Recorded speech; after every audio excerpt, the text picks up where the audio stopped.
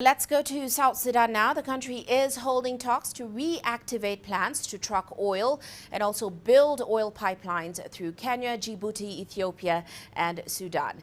Finance Minister Barnaba Cholbak says that South Sudan is also exploring possibilities to use the ports of other nations to help export oil to international markets. Now, the minister said the conflict in Sudan had prompted the country to explore these alternatives in the event of a protracted conflict in the region. Landlocked South Sudan still exports its crude oil to the international market through the port of Sudan. Well, let's delve further into South Sudan's plans. We're joined by Patrick Oyet, and he joins us now in Juba. Always good to have you with us, Patrick. Now, talk to us about how the current situation in Sudan is affecting the flow of South Sudan's oil to international markets right now. Is it causing significant disruptions?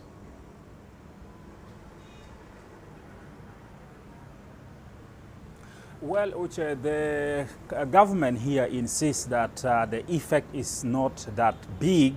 However, experts say the effect is big because the experts tell us that one of the problems now that South Sudan is facing, in as much as the government says the oil flow is continuing and even the quantity of oil being exported is still between 160 to 170,000 barrels per day, the problem is that those companies that send ships to take those crude to the international market are facing challenges because insurance has gone up for those ships coming to Port Sudan because of the insecurity, definitely. Number two problem is the problem of chemicals that are needed in the oil fields to produce those oils.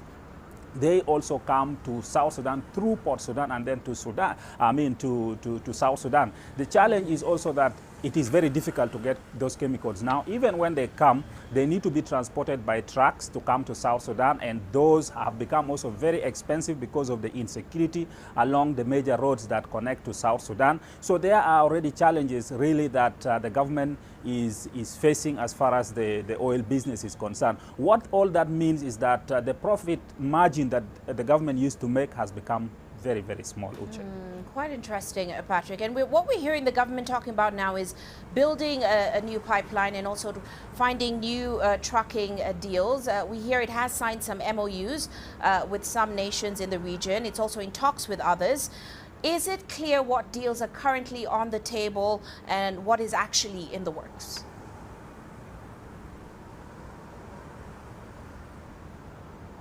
What is clear, according to the finance minister, is a road connecting the eastern part of South Sudan to Ethiopia. And this road is important because, first of all, there are oil production in the eastern part of South Sudan.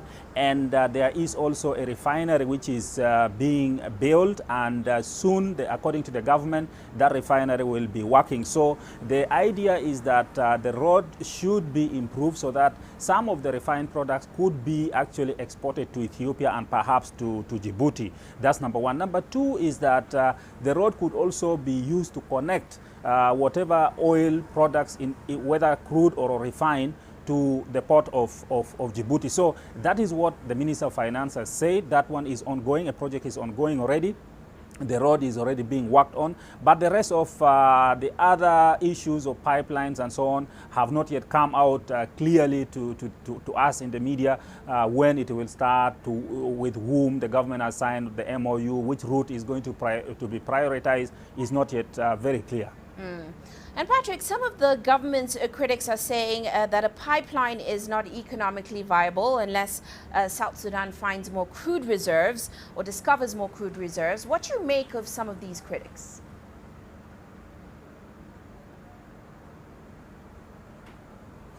Yeah, that one, according to the government here, is not a big concern because crude oil is a lot in South Sudan. This is backed up by some facts that are in the public domain. For example, in Jonglei State, which borders Ethiopia, there is a very large portion of crude oil, which was given to a French company, Total. They were supposed to start production in 2014. But when war broke out in 2013, then, of course, some of the equipment were looted, the cars were taken away and so on, and that disrupted that start of the production.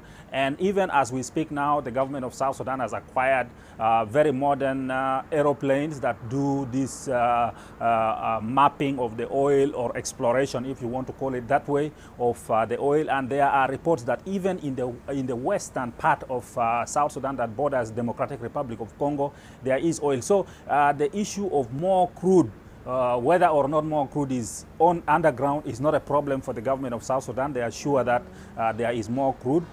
And for that reason, the government says they want to make use of this crude so that it goes to the international market. That's why all these efforts to build pipelines to ensure that the crude oil gets to the market is being made, Uche.